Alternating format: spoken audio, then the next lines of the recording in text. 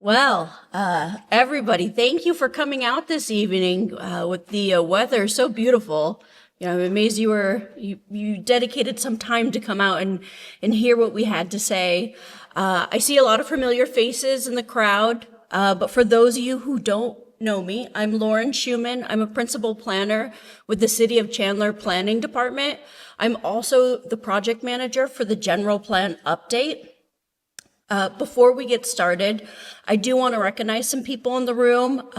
We have a general plan resident advisory committee, and tonight we have our vice chair, Sellers. I also have committee member Chambers. And committee member Barrows in the back. Our General Plan Resident Advisory Committee is a committee that was appointed by the mayor, and they're our sounding board. They help us make decisions and recommendations during this general plan update. We meet monthly to go through items, but just to start it off, we're in the process, if you haven't heard, the City of Chandler, we're in the process of our general plan update. General plans are broad policies. They have broad policies and goals to help guide development within a community. They're very high level. They generally are like our blue plans for what we want the city to look like at ultimate build out. And so we're deep into it. We've been working on it for about a year now. And we are at the point where we have our draft posted online for public review. Any comments that are made on there will be made public, and we do need to address those comments, and they would be attached to our memo to our Resident Advisory Committee, the Planning and Zoning Commission, and our City Council. As part of the general plan process, we did public outreach. We did that from the month of May to August.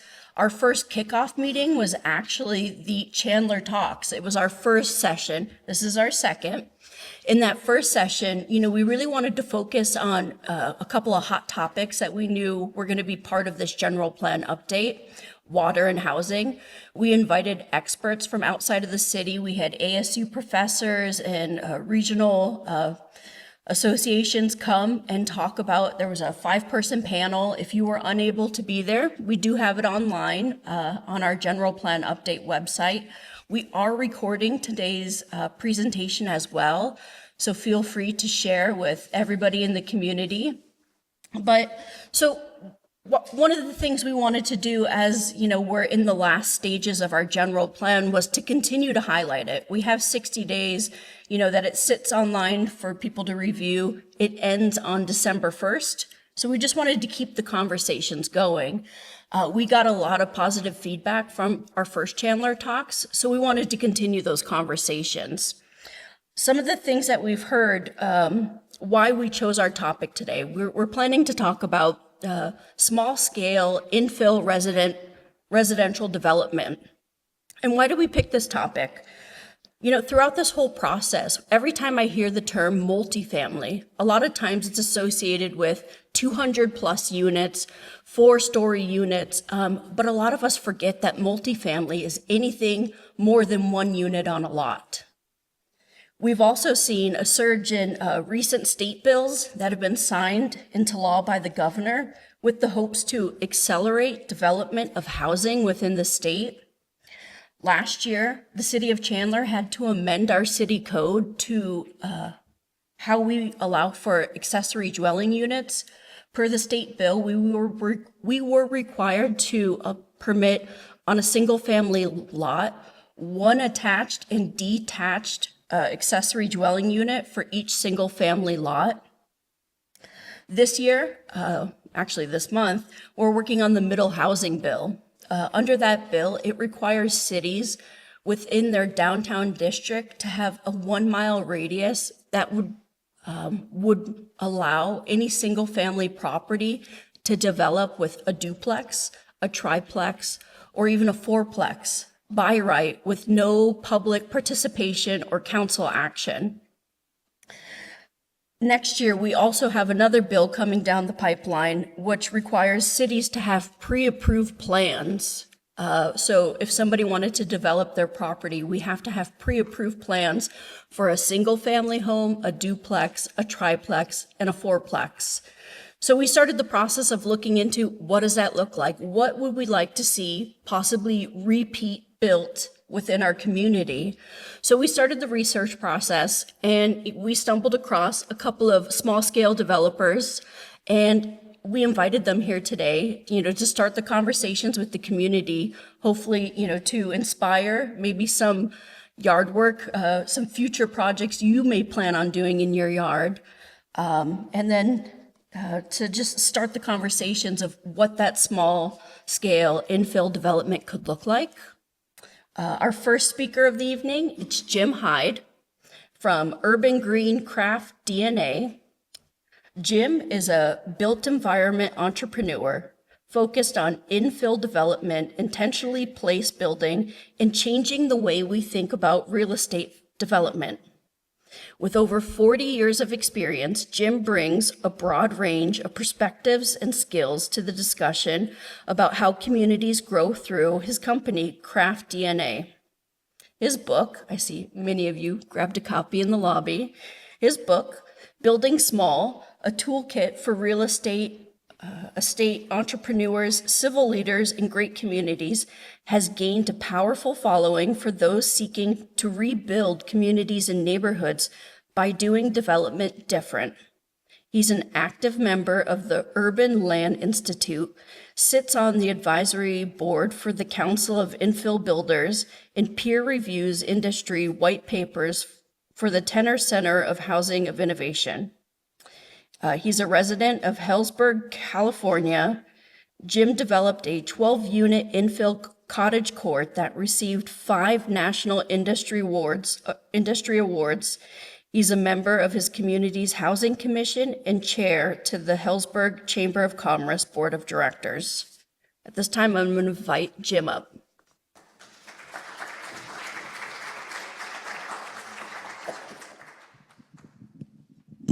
There we go. Good. Well, good evening. Thanks for coming. I'm accompanied here. It's not just I'm the only one talking. Lorenzo, Perez, Kwok, who, like myself, are designers. I'm a landscape architect. They're architects, but all working in this space of small-scale development. So I'm really excited to share some of the things that we're going to share with you tonight. And this is not a unique conversation. This is, I think, the 32nd presentation I've done this year. This conversation is going on around the country about how do we build different, how do we create infill housing, solve our housing problems, and do it in a way that is more gentle, more appropriate, more contextual for the communities that people live in and love. So let's see here. Okay, so we're going to do a couple of things tonight. Just do a quick overview of what is small-scale infill, how we got there. Talk about some national projects, maybe as examples to provide some inspiration. And, a lot of times these examples are great because we can talk about codes, we can talk about policies, but when you see a picture of something, it creates a common reference point for people to be able to say, oh, remember that slide that they showed at that ChandlerTalks in the middle there? That's what we're talking about. How do we get that? So it makes it the policy and the abstract of the text much more real. We'll talk about some of the potential that the work that we've been doing to look at what could be done, what's possible here. And then I'm going to end on a case study of River House, which Lauren mentioned was a project that I did, which came out really well. But the thing that was important there was about how the community engaged in that process and allowed us to do something that had not been done before because they were willing to let us experiment rather than trying to make the perfect the enemy of the good. So, first of all, why small-scale infill? So, as I mentioned, I'm a landscape architect, and my background is this. This is what I did when I got out of grad school, or when I got out of undergrad school, large-scale planned communities. I can't use this image in a lot of places around the country, but you can relate to this because this is actually in Las Vegas. And so I was working on these projects all over the country, again, very large-scale, large teams, which really represented what the industry was doing, where it was focused, what the schools were teaching, what the magazines were putting on their covers, this intersection of an industry that was looking at large master plan projects, because that's what the regulatory process took to get them approved, and corporate and institutional investors.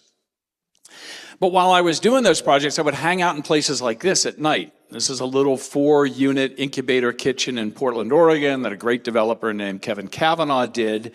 And this is what that was. This is a half-acre auto repair shop. And I got to thinking, there's a lot more places like this around the country than there are 25,000 acres in the desert that need to be developed.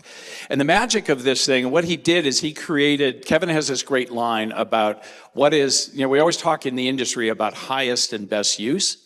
And Kevin's response to that is highest and best use for whom? He could have built 100 apartments, kind of like what Lauren was talking about, 4 stories and 100, stacked up on top of each other. But he chose to do this because it provided a third place for the community. It created economic opportunities for people that live there to practice their craft and create a business. A lot of people, this was not their, English was not their first language. And it also reduced his risk because if one of those spaces went vacant, he could probably fill it back up in 48 hours. He wasn't stuck with 40,000 square feet of a cheesecake factory that had gone bankrupt during COVID. So I started thinking about this. Is there a place in the industry that we've forgotten about that is at this intersection of small incremental moves in our communities and our neighborhoods to heal the fabric, provide unique places, provide new kinds of housing opportunities, being done by entrepreneurs working with kind of a bootstrapped capital approach? So formed this thing called the Small Scale Developer Forum. We just had the 24th one in Fayetteville, Arkansas last week. Lorenzo and Heid were with me, along with 88 other people. And we looked at projects like this all throughout that region. And it was these projects that have seen the stories that we've heard, the impact and the benefits that these kind of projects have created in communities that led me to write the book, Building Small, because I felt like the industry was really ignoring what was happening at this grassroots level, and yet this was having such an impact in a positive way on communities and delivering what many people were looking for in their places. And the book was written primarily in 3 parts for 2 audiences. The 3 parts were, first of all, what is small scale and why does it matter? Especially why does it matter now as demographics are changing, as economics are changing? How do you do it? And the reason that the how is the toolkit part of it.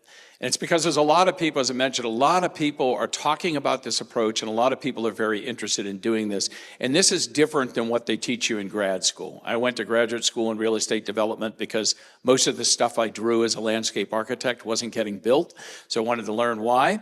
But the reality is this process requires a different set of skills. It's the same kind of development ideas, but you approach it very differently. So I wanted to convey that. And then the last one is who's actually doing it and the kind of projects that are being built. The other piece of this was it was very much written for the entrepreneur, again, the people that want to do it, but it was also written for civic leaders, agency staff, and what I would call citizen activists, people like yourselves that are interested in this kind of approach, that want to understand how development works and how you can be part of the solution so we don't keep getting the same thing over and over again. So the question I always get, real estate, first of all, is a very quantitative industry. It's all about square feet. It's all about the dollars of the project. It's always about the tax revenue that you're going to get. So the first question I always get when I do it is, well, what do you mean by small? How big is a small project? What's the total value of a small project? And I like to say small is a qualitative definition, not a quantitative definition.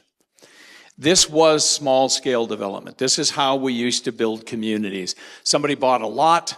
They bought 2 lots next to it. They built 2 townhomes that their family, their employees, people that they knew could live in. It paid their mortgage, and it made housing attainable for people that they cared about. Somebody did the same thing down the block. Over time, it filled in, and it became the buildings on the streets of the blocks of the neighborhoods that we now love the most.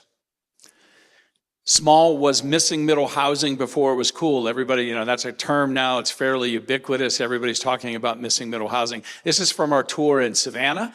These were built in the kind of the late 1800s. They're called the train houses, 900 square foot duplex right across the street from large mansions. It's where the people that worked in the mansions could live, but very dignified in the way that they approached the street, not just stuck in the back somewhere.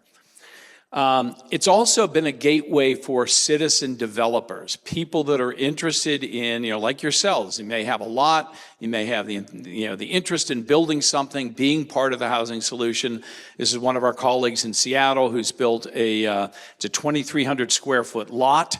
He built three residential units above a commercial unit that plays a very important role on the street for creating commercial presence and anchoring the corner, kind of a civic gesture.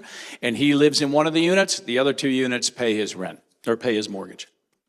So, and a lot of times people will say, well, we've got a big housing problem and these little small things are kind of cool, but is that really going to solve our problem? So I was doing this presentation earlier this spring and I came across this little factoid. So California, which has led the way in a lot of the legislation around housing reform, and I think Arizona is taking advantage of a lot of the things that we've tried, trial and error to find out what works. So in 2017, we passed some pretty significant legislation around ADUs, making them easier to get approved, removing the cost in local jurisdictions, really removing the barriers that many communities had put up to stop this kind of development because they didn't like the idea of the ADUs. And for those of you that don't know, that's accessory dwelling unit, kind of what you might call a granny flat or mother-in-law unit. And so fast forward, so that was 2017, it's now 2020, so 8 years, and this is actually 22. So in 5 years, almost 20% of every new housing unit built in California is an ADU. I mean, that's a significant change in terms of housing creation and the supply without having to build big projects. And that's done, again, very much on an incremental basis. Nobody sets out to build 100 ADUs in a block. Everybody's doing that, in small increments. So you're intensifying neighborhoods, you're adding more people to those neighborhoods, which then can support the local retail and all that. So real success story that I think the legislation that has now been put in place in Arizona hopefully will have the same kind of result. So why does small scale matter? And there's a lot of reasons universally that I think apply. And when I go around the country and what we saw last week in Northwest Arkansas, earlier this year we were in San Luis Obispo for another one of our conferences, we're seeing the same kind of things. And I'll say there's probably 4 main reasons why small scale infill matters. And the first one is authenticity. There's so much homogeneity in the way our communities look because the same developers are building the same product, using the same materials, using the same designs, that all of the cities are kind of starting to look the same. And we're using the same roadway standards and we're using the same infrastructure approaches. So it is a small scale, incremental, I almost call them exclamation marks. A friend of mine called them urban acupuncture. There's little surgical things that you do in the communities that are the unique places that the community really identifies with and adds to the authenticity of the places. And there's some science that was done around what gets people kind of excited about a place or gets them energized about a place. And it's not new and fast and shiny. It's about the kind of the chaotic wildness that comes out of these more interesting, diverse places. That's why, murals and graffiti-strewn walls and interesting architecture and sculpture and art and all that really adds to the value and the authenticity of communities. The second thing is what I would call neighborhood, and we talk about it in planning terms of grain. Smaller scale is more easily understood. It creates a more interesting and humane kind of place. And fine grain, the guys at Strongtown, guy named, how many people follow Strong Towns? I know we got one here. Where are you, Kelly? There we go, got 2. All right. He wrote this great piece about coarse grain versus fine grain urbanism. And what grain really means is the pattern and the frequency of intersections, the walkability of a place. So where you've got very large blocks, that's a coarse-grained neighborhood, and you end up with very big buildings. And when you've got a fine-grained neighborhood, you can typically get smaller parcels or smaller buildings. And why that matters is a couple of things. First of all, a fine-grained neighborhood, because the lots are smaller and there's more of them, you typically have a greater diversity of ownership, which has a whole series of other benefits from authenticity to economic development. You have a lower cost of entry because the parcel is smaller. You have more destinations, which creates a more interesting streetscape, which is one of the tools that is used to rate the healthiness of a neighborhood because it encourages people to walk because there's more interesting things to see. I mean, how many people want to walk across a full block with an empty parking lot next to it versus a full block that has a whole bunch of shops or interesting stoops or things like that? So that's what leads to just you naturally get out and want to walk more, which makes you more healthy. But the last one that I love the most is fine-grained neighborhoods have a greater resistance to bad buildings. And think of how many places across the valley you go where we've got some unfortunate buildings built in that era from the 70s, and they're going to be with us for another couple of generations, and they fill the entire block, and you can't help but see them. If you have a finer grain and those blocks are a little smaller and they're bookended by a good building, those bad buildings kind of go away. And so the idea of granularity and fine grain. So if we're thinking about small-scale infill housing, what those individual buildings look like is less important than if you're filling an entire block with 200 units over a parking podium and it's going to be parachuted in all at one time. I mentioned economic development, really important for small, and we'll see, and Lorenzo knows this really well, but there's a real strong connection between people who are doing small-scale development and those locally owned, unique businesses that we all love to see in our neighborhoods. We're tired of it. You have some of the formula stores because you need them. We've just gotten used to the convenience, but you like the local, food and beverage outlet, the local clothier, the vintage place, the independent bike shop, the coffee shop. Those are the things that make you feel like you live in a real place, right? And there's a real strong connection between the small developer and those small business owners because they're willing to take risks on each other. If you're an institutional investor, you're not going to sign up the so-called non-credit tenant, somebody who doesn't have a deep balance sheet, somebody who doesn't have a strong record. But one of the great things we saw last week, some great stories of local entrepreneurs starting restaurants, so passionate about what they're doing, taking on really interesting buildings and bringing them back to life and creating unique places for people to go that were really part of the economic development story of that community. And the key linkage here between economic development and housing is a lot of this smaller scale may be affordable by design for a number of economic reasons, and there's this strong linkage between economic development and affordable or more attainable housing. There's a lot of communities that are focused on what we call chasing elephants versus the mice, and so they're chasing the big provider that's going to create 1,000 jobs, and they're ignoring the smaller businesses that are creating, the 50 businesses that are creating 20 jobs each, which equals 1,000. It's more diverse and more interesting. So those smaller developments allow locally owned businesses, which are going to stick around for a lot longer because this is their community, to actually flourish and survive. Skip over that one. And then the last one is this, the word equity, which I know is somewhat troubled now in our lexicon and where we are, but it really means like, what are we doing? How can we use real estate to help create wealth, help people ladder up into wealth that they haven't had an opportunity to? And so we're seeing more interesting ways from small developers, because they're not beholden to a lot of the institutional requirements, to create partnerships and create paths for people in the community to actually build equity. And the best way to build equity is if you've got a lot, to be able to add an accessory dwelling unit and create rent and add to the value of the house and help pay your mortgage and all of that. So it's a very simple way. But this is an interesting project that a friend of ours from our group did. And what he did was he took an old strip center, which we've probably seen a lot of those around the valley here, like this, single-story strip center. This is a neighborhood that hadn't seen any new, it was a redlined neighborhood in northeast Oklahoma, hadn't seen any investment in 30 years. They spent 7 years trying to get the investment together, got a bank, went to 23 banks, finally got one to step in and be the patron banker on that. And they redeveloped this shopping center. The first thing was they brought in a medical clinic. The neighborhood hadn't seen any medical facilities for decades. But then the second thing they did was they created a series of retail bays where the people who were not only tenants, they had to be entrepreneurs from the neighborhood, so they were creating, again, an opportunity, a path to have business. But after so many years of successfully paying the rent, they actually earned equity in the building. So it wasn't just a tenant-landlord relationship where the checks are going one way. They were actually earning equity in the building and starting to have a say in their future and the future of the neighborhood.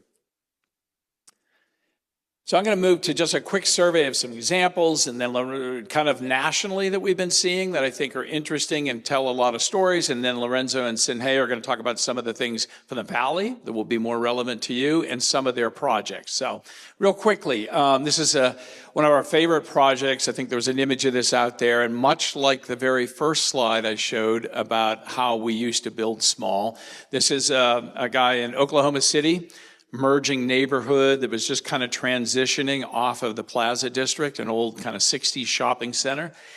And like the guy in my first slide, he wanted to create a place that he could live in. His friends that he worked with could afford to live in with him, and their rent would pay his mortgage. So this is a 4-unit apartment building within a single-family neighborhood, and you can see the homes there, a little bit in transition. But he's adding density to the neighborhood in a way that I think is actually creating a lot of uplift. It's interesting. And again, he's building economic wealth for himself, but he's also creating housing that is affordable to his friends and colleagues. Very simple floor plan, a lot of light, natural materials. He actually built some of this himself and has gone on now. And one of the things that's interesting is that neighborhood now, there's 3 other projects around that have started on some of the other empty lots that are starting to fill that in and intensify to create more housing within the existing fabric. Boston Commons in San Antonio, Texas, another architect/realtor that we saw when we were down there. This is a very interesting project that's kind of the cottage court vernacular. Really lovely project that is a series of duplexes, single-family homes, and one building that has 6 co-living units in it. So what you'll see here is the site plan. You've got this mixture of different product types. Community building over there in the lower, that's your lower left-hand corner there, all organized around this central space. And then the building at the end that you see right there is 6 co-living units. How many people know what co-living is? Just got a few of you. Okay, so co-living is like graduate school housing for adults. So you have a shared kitchen and living area. You each have a bedroom that has an ensuite bathroom in it. That's kind of your space. And the idea is you're reducing the cost of housing because not everybody has to have a kitchen. And then there's a certain number of the utilities come with that. Talking to him, you have to provide a certain level of cleaning. The curating of who those tenants are is really important, but it creates an opportunity for people who are just getting out of school or getting into the workforce to live more affordably, but also meet other people and develop relationships and networks. And one of the things that can happen is you can start there, and then as you get a little bit older and make a little more money, you can move into the other products that are on the duplex and single-family homes. So a lot of the things about this small-scale infill is it gives you an opportunity for people to ladder up and progress through the different life stages that they're in, without leaving the social network that they've built within that neighborhood. You think about a lot of the neighborhoods where the product is very homogeneous, and if you're at a point where, you don't want to live in that kind of a product anymore, you got to move, across the valley. So this gives you the opportunity to continue to maintain those networks and just move around as you change in life stage. It's a project we just saw in Fayetteville, which again is along that cottage court genre. It's a half acre. And it's 9 single-family units. They're about 1,400 square feet. And the thing that is key about this, in thinking about it, I'll show you some pictures of this, but looking at the plan, again, a central space, even though this is lotted individually, there's a central space that everybody shares, and that's the place where people meet. It's kind of the backyard for the community. All of the parking is ganged, so instead of a lot of the land being eaten up by individual driveways, individual garages, it's all in one place. And the magic really is between the buildings. It's these spaces, everybody, and a lot of attention. The pictures don't do it justice because when you're on the site, the magic of the way that the porches are oriented so you can kind of see your neighbor, but you don't, it's not like you're always exposed. Very, very thoughtfully oriented. And so this idea of creating intimacy, creating community connection is a big part of the design that actually really works. And I think the people that live there love it. I'll show my cottage court later, and the people love it. They realize that they don't have to have a big yard and take all that maintenance. They actually like the sense of community that's being created. And again, how the parking's handled, very simple, very elegant, just kind of lined up there. Each of those spaces are dedicated to one of the units. And then just the central space, very low maintenance materials, no irrigation at all. And this probably wouldn't work here, but very low water use here. So very thoughtful about sustainability and energy efficiency in the homes. Okay, so I think, Lorenzo, it's over to you to talk a little bit about some of these precedents. Good evening, everyone. Thank you for having us. My name is Lorenzo Perez, and I'm co-founder of Venue Projects. We're based in Central Phoenix. I've been practicing as a small-scale developer coming up on 18 years. Been in the development industry for, oh my gosh, pushing 20-plus years, which is weird to say. But we're based in Central Phoenix. We do most of our projects there, although we've done projects in Mesa and Tempe, and looking to get most of our work's been in infill commercial and multifamily rehab, and we're starting to launch into more infill housing. But Jim asked to show, when I'm asked about missing middle housing, I say this is how housing used to be built, especially post-World War.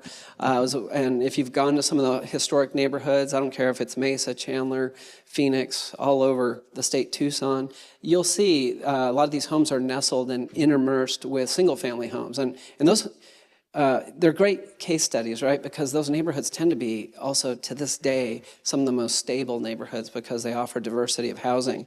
And so I just wanted to put some photos to this. These are in Central Phoenix. You have a duplex over here, the yellow one. It's one of my favorites. I love looking at this. Is a little duplex cottage court in downtown Phoenix.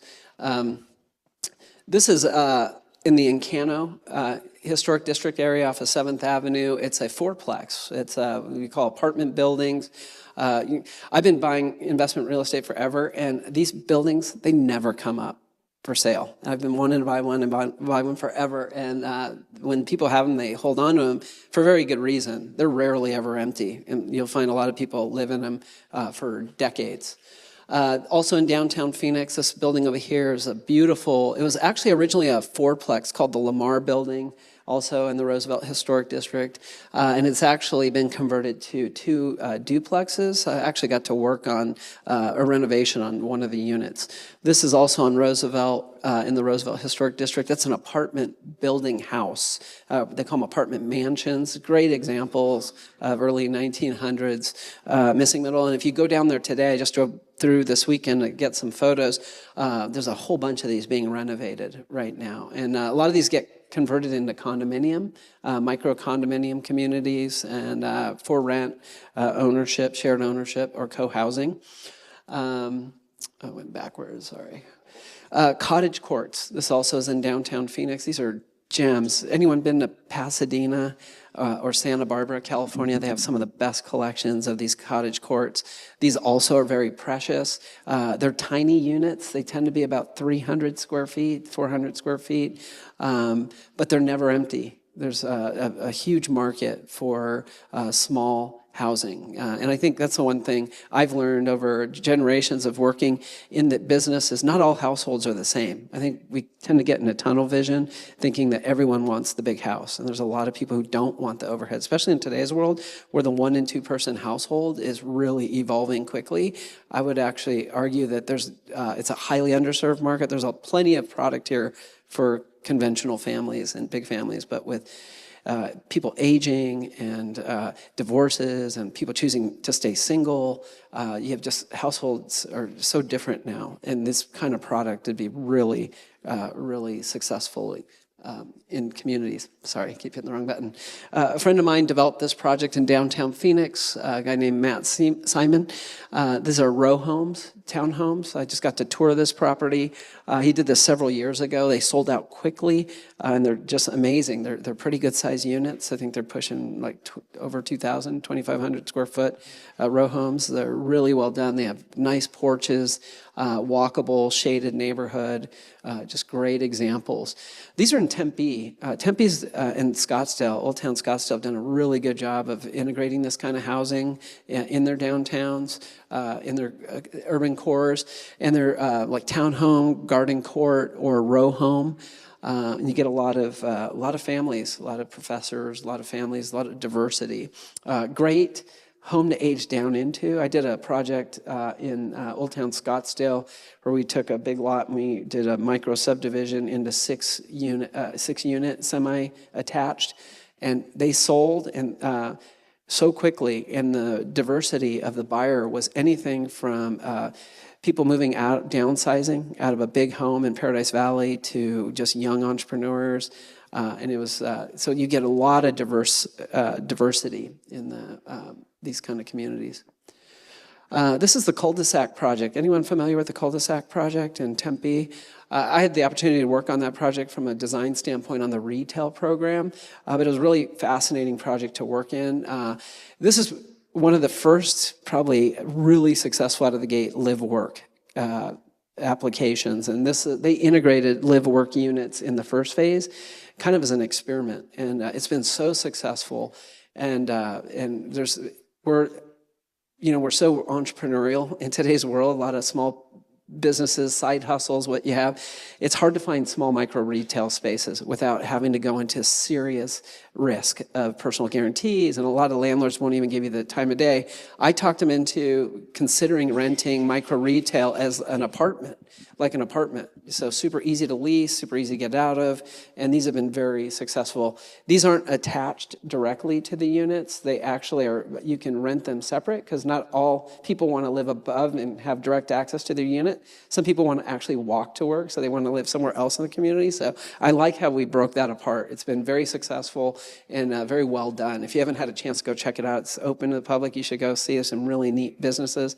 And as soon as they have a business maybe move out, they have a waiting list of people moving in. And I know their next phases are going to integrate new formats of this. And I'll hand this over to Sin Heid.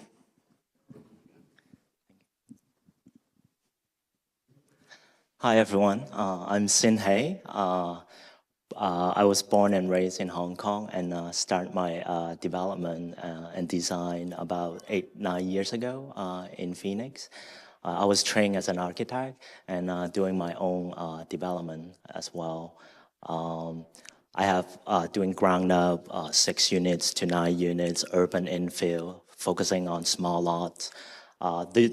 Some precedents that I want to share with you guys is this little cottage. It was built in 1930 with a common open space and a little patio up in the front.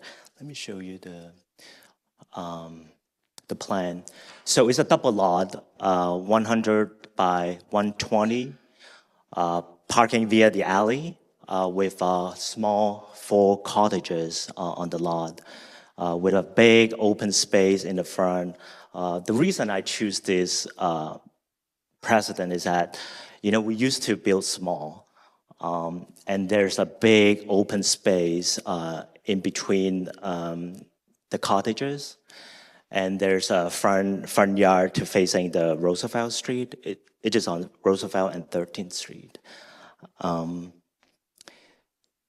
A big open space for all the people who live there to socialize. And another view of it. And everyone have a front porch. They can sit there and meet with their neighbors. And then I hand it over to Lorenzo.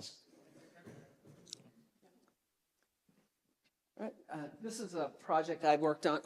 This is a project I developed we were building it right in the middle of COVID, so can't forget that.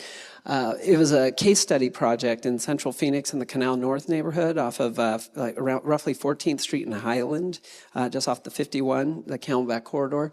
We took a single family lot and built a cottage court with 4 detached units.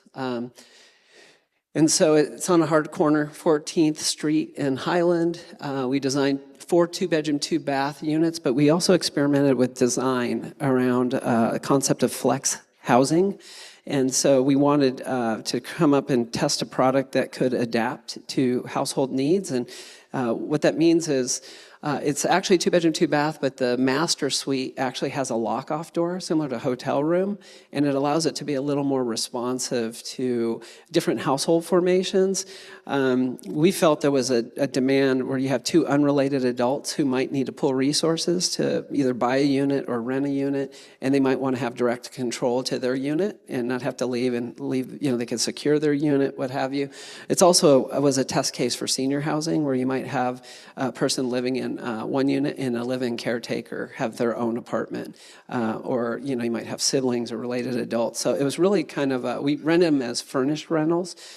Really like software, we wanted feedback. We wanted people to cycle in and out of them. So we do corporate rental. We've done some short-term rental. Really as a test case for a 2.4 acre site we have across the street that we've been working on developing. We wanted to test the idea first, and they have a very unique look because we have a 2.4 acre trailer park site across the street, and we were gonna, the approach we were gonna take was to reimagine what a manufactured home community could look like, except we were gonna design the product. So we were working with Cavco Homes, and they wanted to see what we had in mind. So we actually built these conventionally, because they would only do 4 of them, they wouldn't just do 4 of them, they want to do like 20 of them. So we wanted to test and see if people would actually like to live in these units, and they've been very successful. We tried to take everything that people griped about manufactured housing, and tried to lean into it through good design, which was natural light, indoor-outdoor living, spaciousness, open floor plans, and it's been very successful. This is one of my favorite projects that Heid did. Thank you. So this is the project that I designed and developed.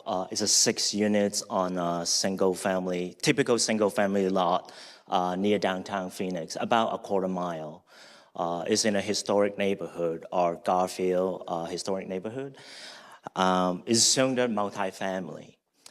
This is one of the loft studio. I have 4 of these on site and 2 2-bedroom. It's a typical 50 by 150 lot with 6 units on it. It's a corner lot, 2 units facing 13th Street, and 2 units facing Polk Street. I think the reason that I do it this way is that they are activating the street, which is very important. And the parking strategy is that they're parking via the alleyway. And I have 2 units entrances facing the alley.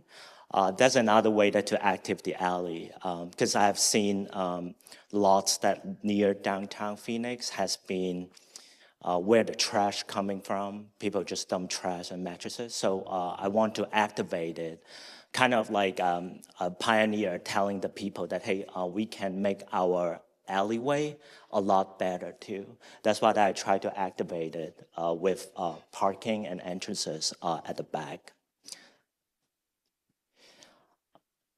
This is the 2 units that facing the 13th Street, because in a historic neighborhood, so we want to make it the scale that fit in the neighborhood.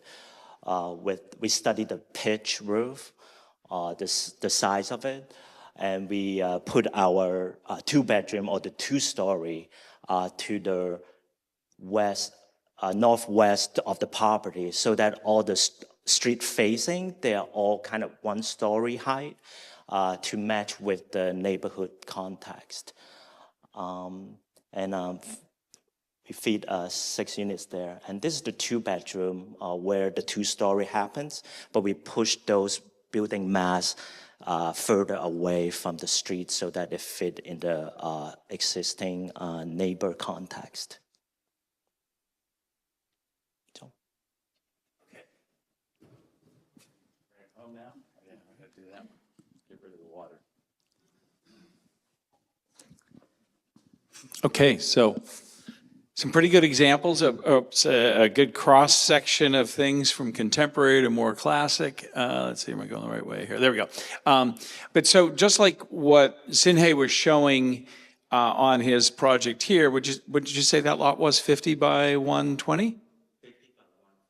50 by 150. Okay, so when we got invited by the city to kind of look at some of your lots and what was the potential within Chandler to do some of these strategies that would increase the intensity and the number of housing units, Heid did these great little studies because neither Lorenzo or I know how to use SketchUp. Do you know how to use SketchUp? No. Okay. So anyway, so he developed these, but this is a standard 50 by 120 foot lot that makes up a lot of the fabric of the community that ends up with single family homes because that's kind of what the zoning used to say. And now with a lot of the legislation that's coming through from the state, that's going to increase the opportunities for ADUs and 4 units per lot. We were really exploring what were some of the different things that could be done. So what you see up there in the far left-hand corner is the standard zoning and outcome, which is a single-family home. Potential to do 2 homes, the potential to do 2 homes with an ADU, to do some stacked duplexes, to do row homes, kind of like some of the examples we saw. What we called the casita court instead of the cottage court, because this is a community of casitas, not cottages. And then micro homes. So just showing there's a lot of diversity and opportunity to use the resources that you have in terms of infrastructure, the fabric of streets and alleys, and get a lot more housing units that would be smaller. As Lorenzo said, not everybody wants the big 2,000 square foot house. People are looking at different life stages or different life styles. Something smaller, so you can create much more interesting neighborhoods, much like the neighborhoods that, as we mentioned, everybody loves because they have such a great variety and diversity of homes in them. So I'm going to end with this project that was my last cottage court, which was also built during COVID. That's kind of the rite of passage. Anybody that's done anything now, you have to have built through COVID. And this is, it's a lovely project and everybody always loves it. But the bigger message in this one is not the outcome, but it was the process and the way that the community helped usher in the creativity and the way that we broke through some of the codes. And this was done before a lot of the legislation that is now in place or is coming forward. If a lot of those tools had been in place, this would have been a lot easier. But we actually got it done because the community was very supportive of it. And the reason the community was supportive of it was we went all the way back to a point where before there was a project, we had a conversation, much like you're doing around your general plan, of what does the community want to see more of. So again, I live in a town that's 12,000 people, so not as big as Chandler. We're very housing constrained. We're very expensive because it's California and we have a bunch of other silly self-inflicted rules that make housing very expensive. And everybody was very concerned that we were losing the diversity of housing, we were losing families. So year-long series of workshops where we went through and we explained, much like what Lorenzo and Heid just showed, the variety of product types that could be out there. And at the very last meeting, about 100 people, like the workshops you've been doing, we did a little voting thing with the electronic voters. And we asked people, what do we need more of? And you can see the thing that people said by far and away, the thing that they wanted the most was courtyard housing and small lot. So that was a real strong indicator of what the community was looking for. The other thing that was really interesting was on the other end of that scale, which the community said, we don't need any more single family homes. We've got it. We're about 85% single family homes in our community. Saying we want to see some of these other products. So that was a really strong indicator. So I, as a developer, didn't have to come to the community and say, oh, look I want to do a cottage court. I was able to say, remember, you had this conversation about how much you wanted different housing and how much you'd like to see some cottage courts. So when this property became available, I was able to purchase it and say, you said you wanted cottage courts. Are we willing to try to build a cottage court? And so that opened up the door for a conversation about doing things different. So the first thing we did was we sat down with the planning staff and we went through a couple of scenarios. And this is a 1.2 acre site. And we looked at a whole range of alternatives, all the way from what you could do as of right, what the codes kind of indicated you should do, all the way up to something very aggressive, and kind of talked to staff and talked to the electeds and said, what are you interested in? What could you support? And we ended up somewhere in the middle. They said, to build what's as of right would be an opportunity missed. To build what you've got on the far left-hand side or right-hand side of the screen there is probably a little too aggressive for existing neighborhood to put that many units in it. So we settled for the plan that we've got, I'll show you in a minute, which are basically 12 units on 1.2 acres. So 10 units to the acre, which to a lot of people might sound like a lot, but actually doesn't look like it. So then we went to the community, and very simple process of showing this concepts and talking about this, but then did a very simple exercise and said, showed them this and said, okay, so this is what the codes say we should build. This is what the codes say we can build without, but what we'd like to build is this. So as a community, do you want this or do you want this?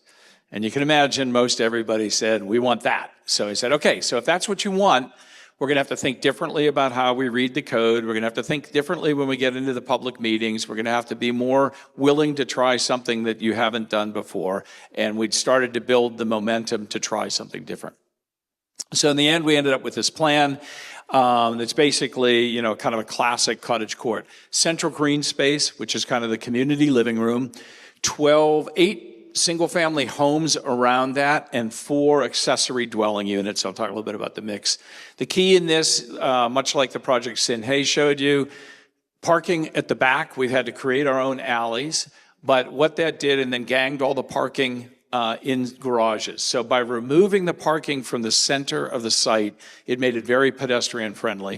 And as one of the commissioners said one time when he actually came out to the site, he said, I can't believe you've got this much open space on 1.2 acres with 12 units.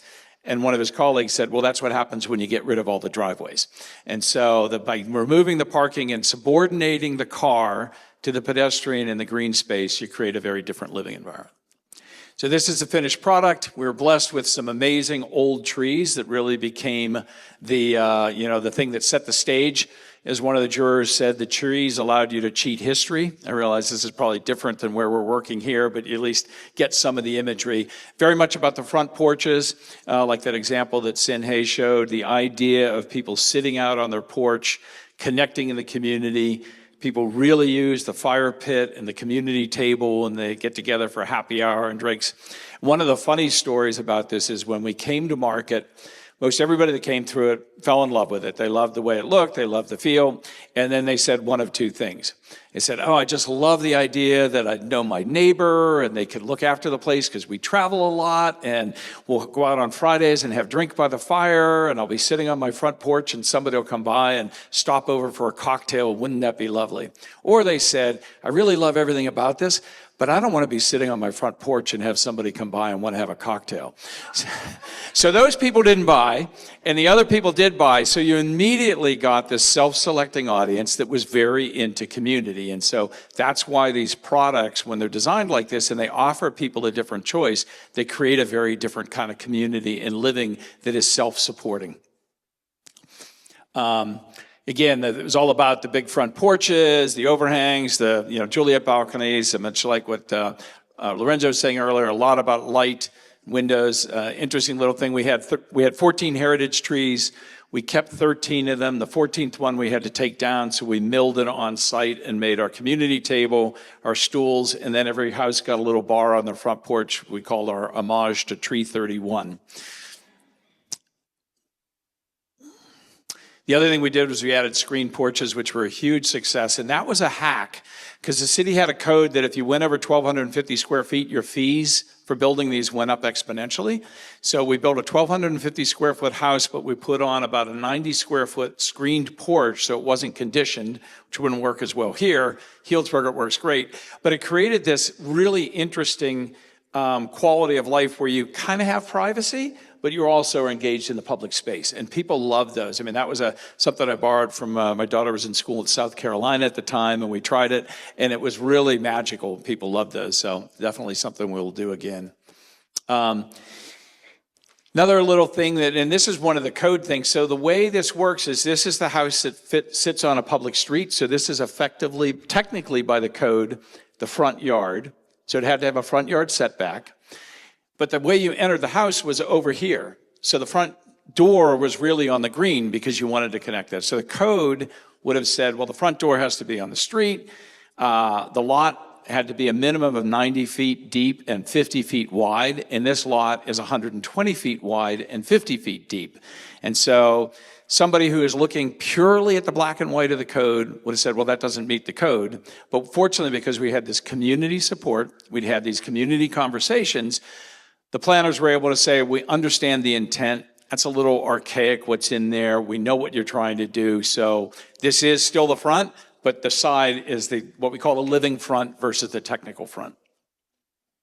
And then these are the ADUs. And we use the ADUs not as a backyard kind of extra housing, but we actually integrated them into the community so they were an important part of the language, the fabric. I used the word earlier about grain. So you had this variety of housing types as you move through the community, but also as a transition for the neighborhood. So the bigger homes, the ADUs became the smaller homes that were part of the streetscape and helped transition down to what was a manufactured housing development to the north of the project. But lovely little units, just 500 square feet, one bedroom, the tricks of volume and light, like Lorenzo was saying, but again, getting a front porch, so they felt just as important as the big homes.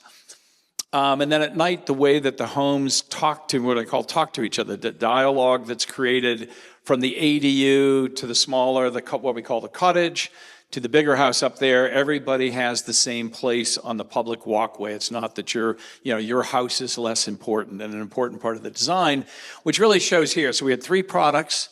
The goal, a lot of people I know talk regularly about housing affordability, and it's a big challenge. I don't think enough people talk about housing diversity. So this was an exercise in housing diversity.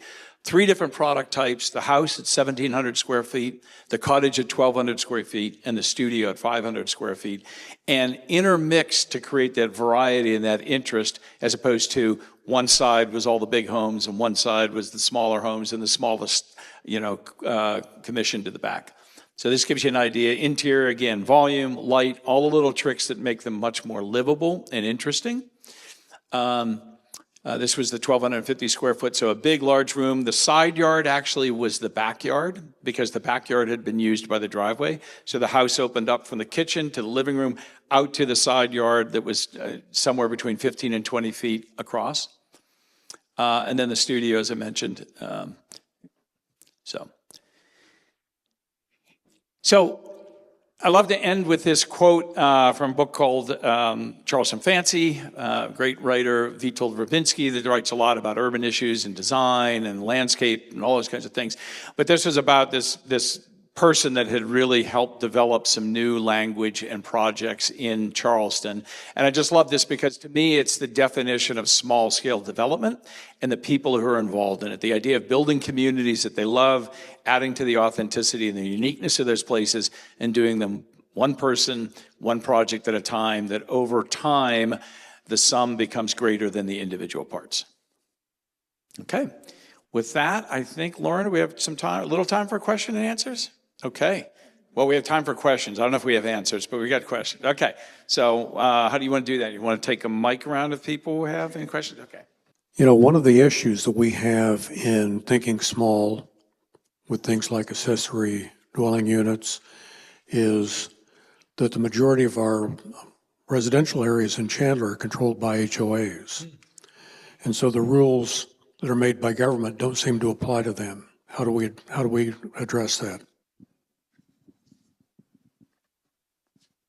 I want to make sure. So it's a really interesting, because you're right, because you have a lot of NPCs here. So if the state puts in, what is it, is 1129 or what's the one? 27. That require you to allow ADUs, an HOA can overrule that? Got any attorneys in the room? Well, just in that when you hire an HOA, when you're an HOA, you sign the covenants in advance. So you expect a certain level of whatever in your community. Right. If the state or the city or the county wants to come along and say, well, we want to change it, we want to allow more of this. We have great parking where I'm at. If all of a sudden we get like 20, 30% ADU, all of a sudden I might as well live in Encanto or Willow or something, because all of a sudden traffic's a problem in an area that I bought, that I spent significant money, and I pay my HOA monthly half-year dues. because I want to live in there. So it's not all bad if an HOA says, no, we want to live the way we're living, and we don't want anybody to come in and try to force more people on us. If they didn't come in early and buy this land and plant here, have them live someplace else. That's not cruel, that's just realistic, and that takes into account the rights of the people that bought into an HOA. So there's two sides of that coin. Yeah, no, I totally understand the arguments. I didn't realize, it sounded like it's a state mandated land use issue versus local HOA management issues, but I wasn't sure HOA can control land use as much as they can control, like you said, the operations. Because the contracts were signed under covenants, Yeah. which is a law. Yeah. And if the state wants to come in and start getting rid of covenants, that's a massive Pandora box. Yeah. Okay. I don't know. I hadn't heard that. I mean, we obviously have it in California, but I hadn't heard that come up. So. Yeah, and if I could add to that, a lot of CCNRs, if you read through them, we looked into this topic when the City of Chandler actually amended their code to allow for ADUs before that law was put in place, the ADU bill. And a lot of CCNRs have a condition written in there that says only for a single family unit or for one unit. And so it's just written in there, and they would have to amend their CCNRs to allow for more than one unit. So.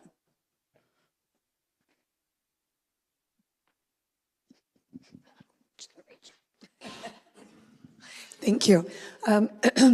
So everything that you've talked about so far has to do with land development. We don't have a lot of land left. What suggestions do you have for redevelopment? When you say a lot of land left, do you mean like greenfield land? Undeveloped land.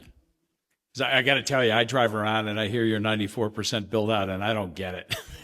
It just seems like there's so much either underutilized land or underutilized sites or arterial strips. I mean, and it probably is a redevelopment issue more than it is a greenfield large scale. But just south of downtown, we're looking at that whole area around Washington Avenue, and all of the empty lots that are there, I mean, are perfect for this kind of, you wouldn't want to come in and build a whole new building on all of them, but doing them individually in a kind of incremental way, like we showed some of the examples tonight, would be a great way to add more housing and, to begin to heal that and grow that neighborhood back. So, I don't know, Definitely, yeah. I love the idea for that area. I'm thinking a little bit further than that, or a little bit, I guess, bigger than that. Like maybe taking some old retail and rebuilding is what I'm referring to. Is that something that any of you are comfortable in speaking on and can offer some advice to Chandler? Sure.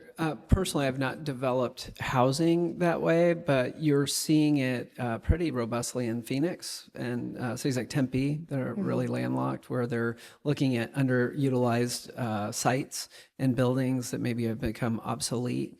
So maybe not the highest and best use, or they're looking at higher and better uses for stuff. I was involved with a technical assistance panel on the 32nd Street corridor. That neighborhood is predominantly single family. It's on the Dreamy Draw as it goes up north. They call it the Shaverhood. And that area was interesting. It was predominantly single family, and they experienced a lot of challenges with affordability. There was a lot of people who had grown up in that area, but there was no housing diversity. And so that was one of the big recommendations, was if people wanted to age in place in their community, they don't have to be displaced. So you had a lot of boomers and elder folks that couldn't handle the scale and size and maintenance of a home. There wasn't many options in that area. So they were, and it was over-retailed because 32nd Street used to be highly trafficked before the 51 was rerouted through there. So like you're seeing examples, especially in evolving urban core, or what I call suburban core. They're not quite the urban and they're not quite the suburban. They're just kind of like in the mid-range.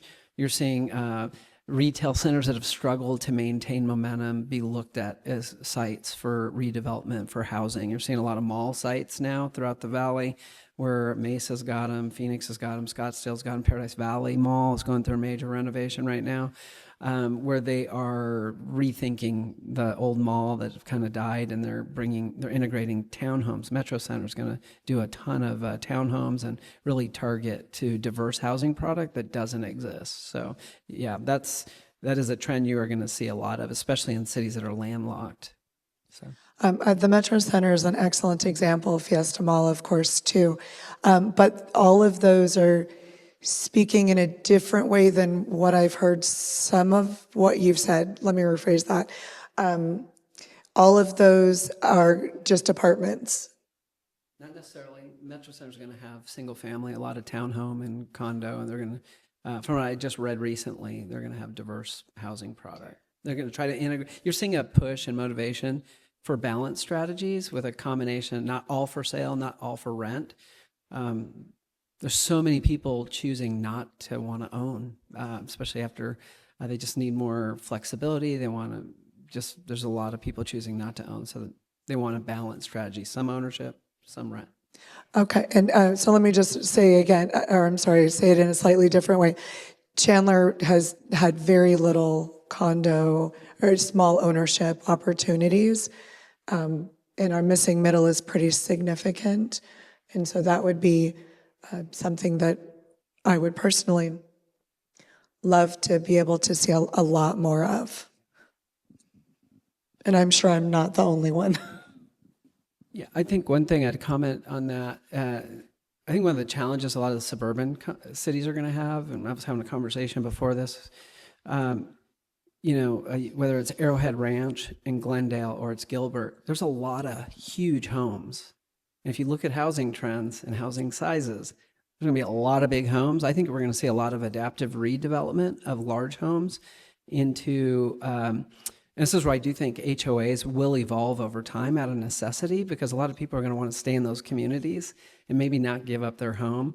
You're seeing a lot of households change where affordability is an issue, where families are coming together to pull resources. You see this quite a bit probably in California, where affordability is at a whole next level. But I think you're going to see a lot of inventory of big homes as boomers start to let go of them and want to downsize into less. And if there is no abundance of townhome or condo or smaller stuff, I think you're going to see product and maybe political policies around allowing that, where you could do that to modify. You might need live-in caretaker, you might need your children multi-generational, where people are coming together to pull resources to make it affordable and stay in their neighborhoods. Thank you. As a resident and property owner in the Washington area, of which you referred to earlier, a couple of questions. We have 4 lots. I think they're 50 by 150 in that area, if I'm not mistaken. That's Washington, the historic South Side Chandler historical area. A couple of things that I was trying to make myself some notes. Are there programs available for finance in that particular area? And are you open to some possible test sites? And one particular property I'm looking to sell here in the near future, is there some type of program or agreements maybe in place or maybe thought of where we could work together and try and make some? I'm interested in the development of the small work live for one of our properties. It would Harris would be the work live, right, Mom? And then there are 2 others, and then one that we're selling. But let me know what your thoughts are.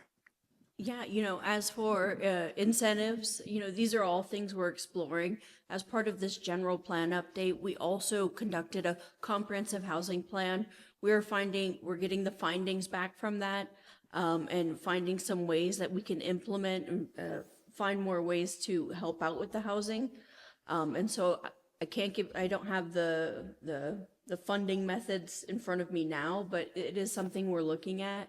And, the city does have a couple of properties or a handful of properties down in that area. And we're currently evaluating, what we want to do with them. Well, help us out first. Of course. Thank you. And I just want to say the idea, a lot of these things that we're showing, this idea of test or pilot, really called pilot or test, is such a great opportunity because they are smaller. And if people have fears, well, what's it going to look like? How are you going to park it? Who's going to live there? All that kind of stuff. The ability to do one or two of those in partnership with a landowner is really a great gift, as opposed to, again, if you got to go to an institution and build a big project. So it's really great to have you interested in that and willing to try to be the guinea pig. So that's good. Question. For the community, I can't remember the name of it, but where you took out the tree number, whatever it was, can you speak to how the community came together and what the community involvement was, and then also what type of developer it was that did the project? Was it small, large? I missed that part, and I was curious too what the financial investment was for that one. What was the last question? The financial investment. From whom? That's the question. Like, where did the money come from, and how does that work? Well, I can speak to that because I was the developer on that.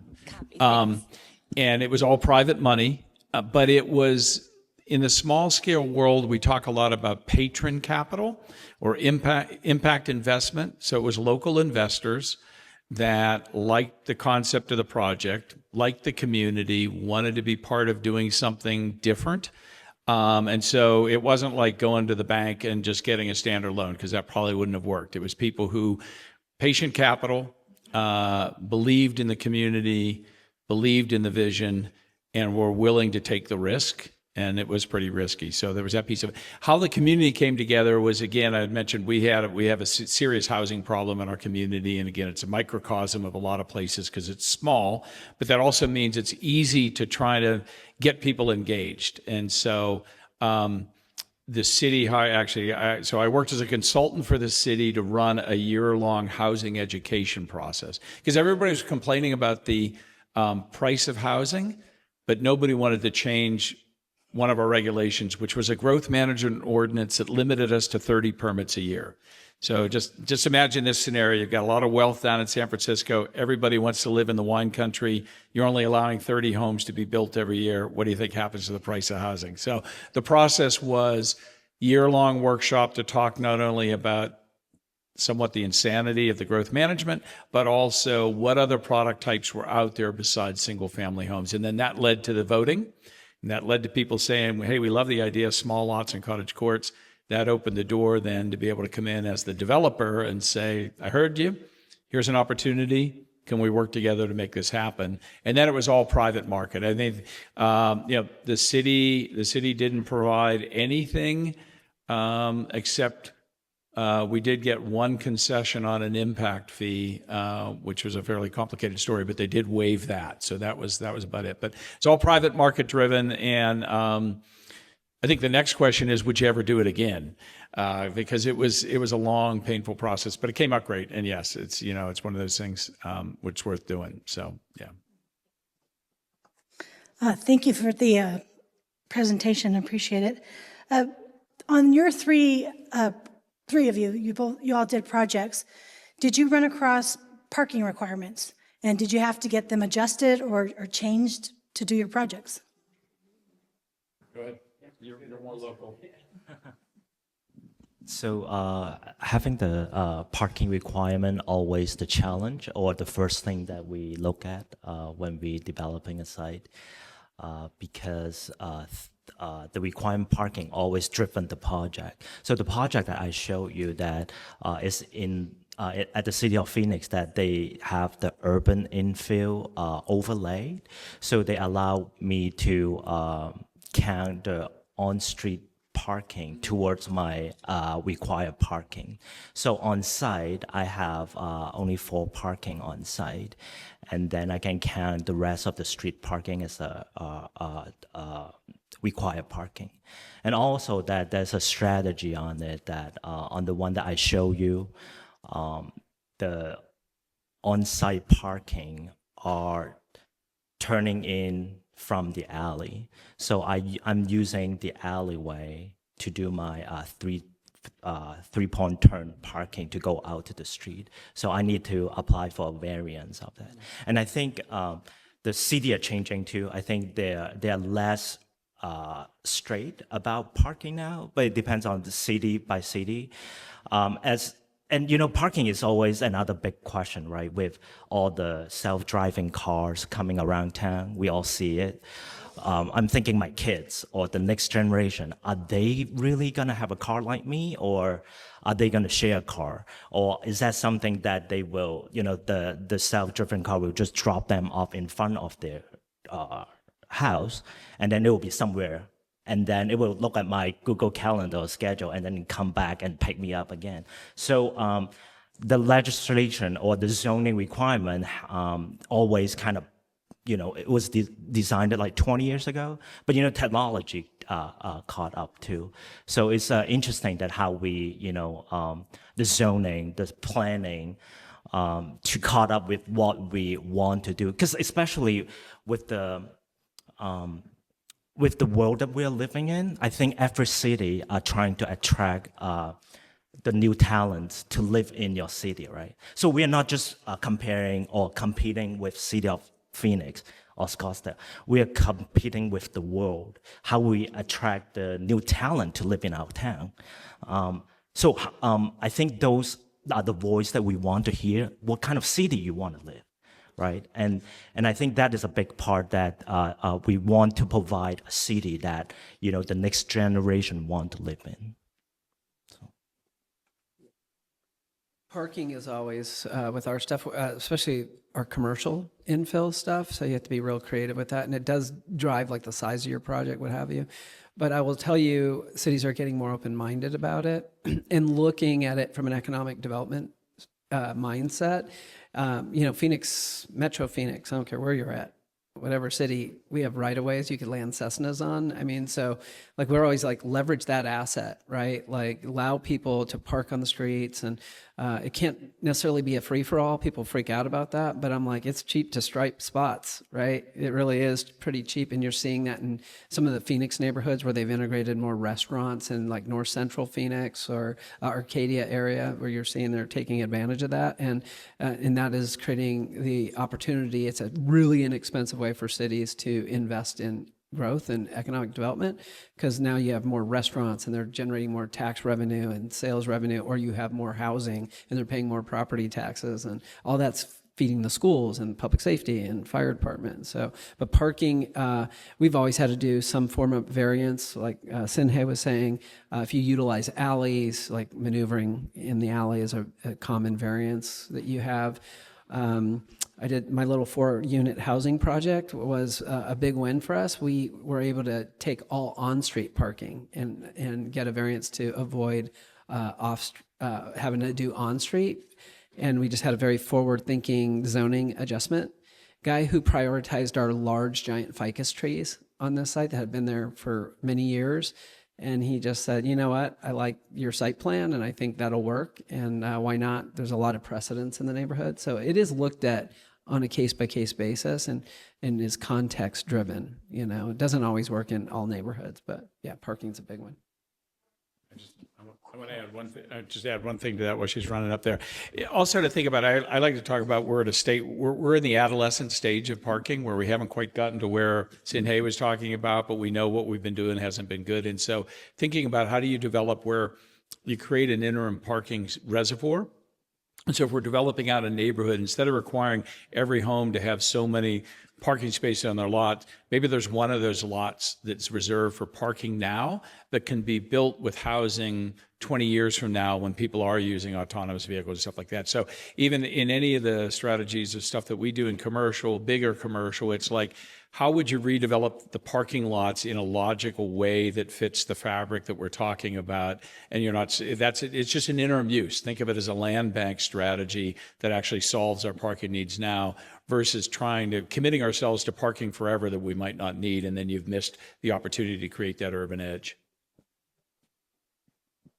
Just the planner logistics in me wonders about the trash collection at some of those, especially inner-town, inner-city units, and how, whether there's dumpster access or just large cans, and how much of an issue does that create for egress and access?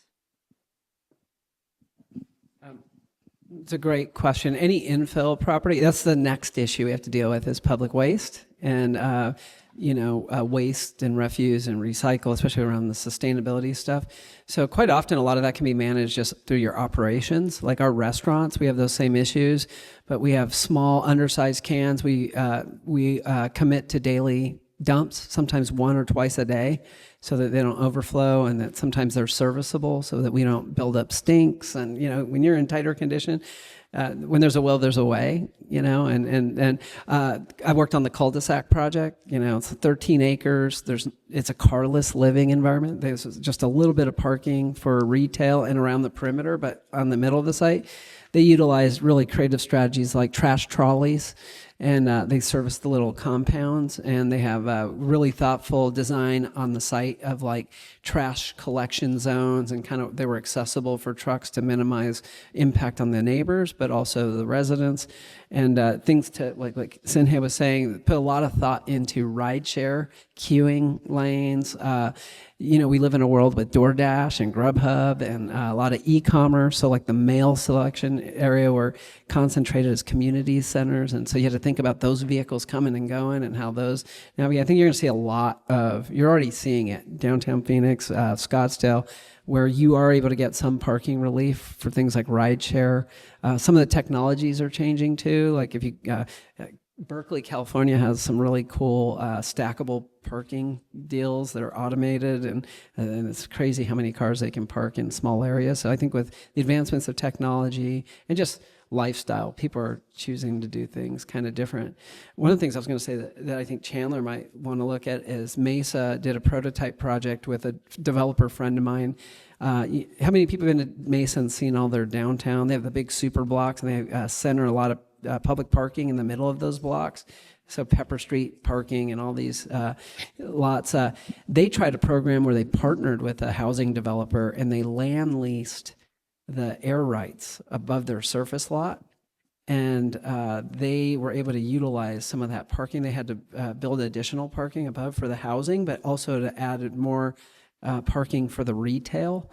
And it's talk about win-win. The city got some revenue, they got housing, they're getting all those households in their neighborhood that shores up all the Main Street and really leverages off the light rail that runs through their Main Street. But I know they're looking to do more of that, and that's a great strategy for redeveloping sites.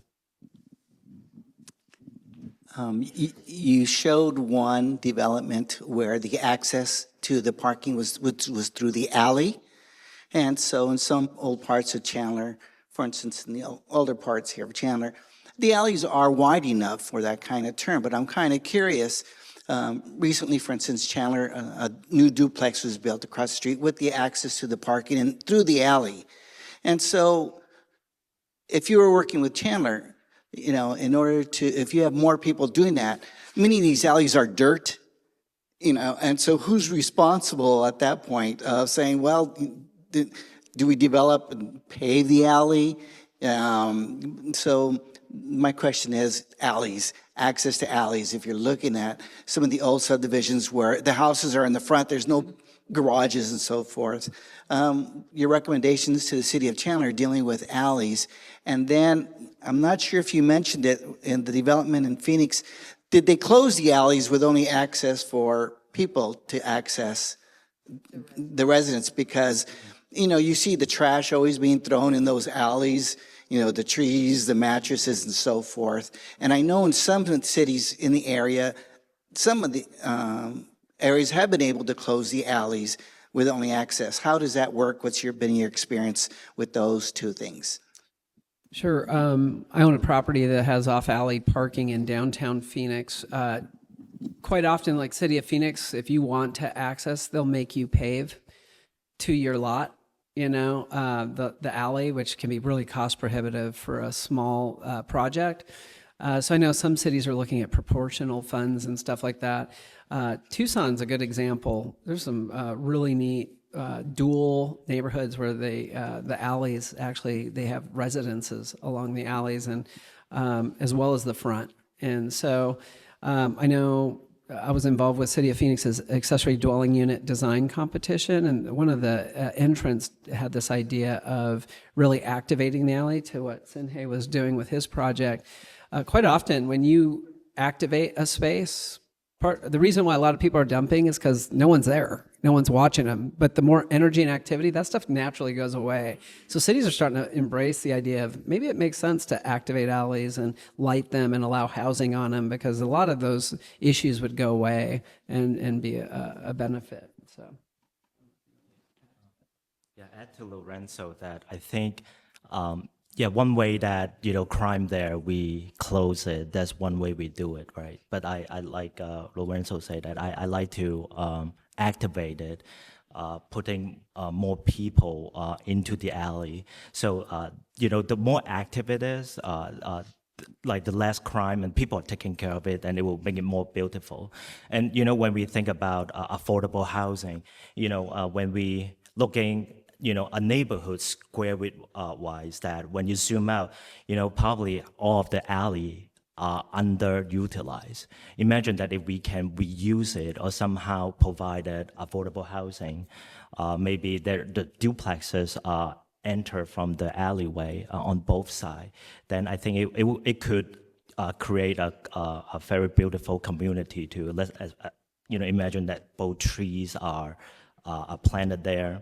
And in San Diego, there's an example that people, putting a big screen movie theater over the weekend so that all the neighbors can gather at the alley. So that's another way to activate it. I would like to, open it up to make it more active, to make the space more meaningful within the same area of where we live in.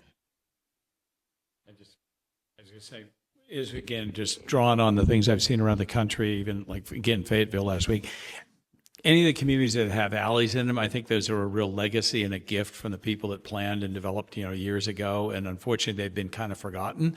But I think there is a need for the cities to invest in those, because those what create those really interesting fine-grained neighborhoods and help solve a lot of the housing issues, diversity, and all that kind of stuff. So you can't go back and retrofit those into the neighborhoods of the 60s and 70s, but if you have those legacy neighborhoods that have them, like south of downtown, just creates so much opportunity to do really interesting things. And I think this city and the community at large needs to recognize the value and the gift that those are and make the commitment to invest in them, because they really do open up a whole new canvas of housing opportunity.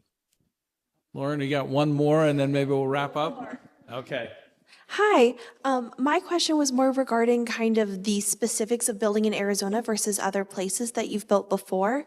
Things like vegetation not offering as much shade in Arizona and us having extreme heat. Would those community areas look more like pools or community centers versus like an open yard? Can you guys speak to kind of some plans going on in that for Arizona specifically? Yeah,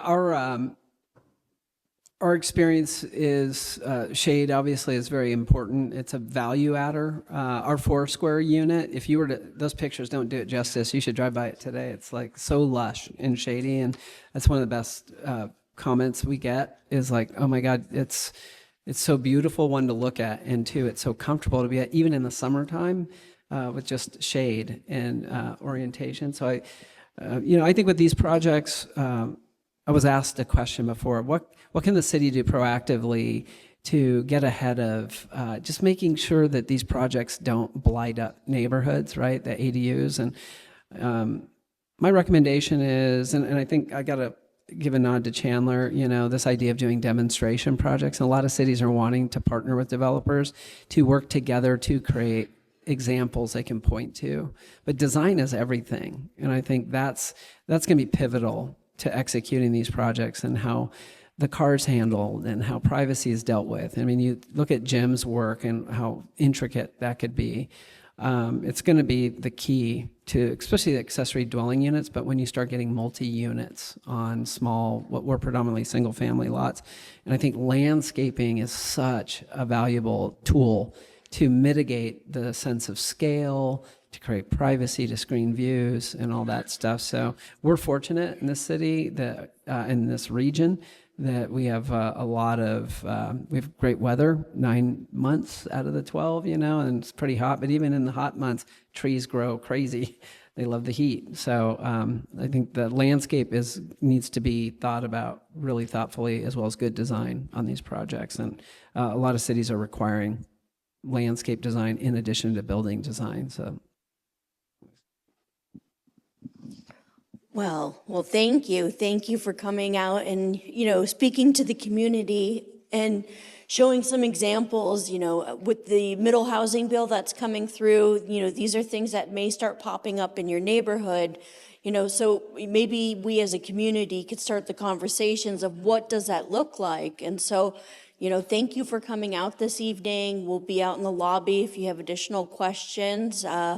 And if you, have a chance, go online to our general plan update to take a look at it. If you have any comments, please enter them into the document. We will have to address them and make it part of the public document that goes before our hearing boards. And that is open until December 1st. So thank you. Thank you.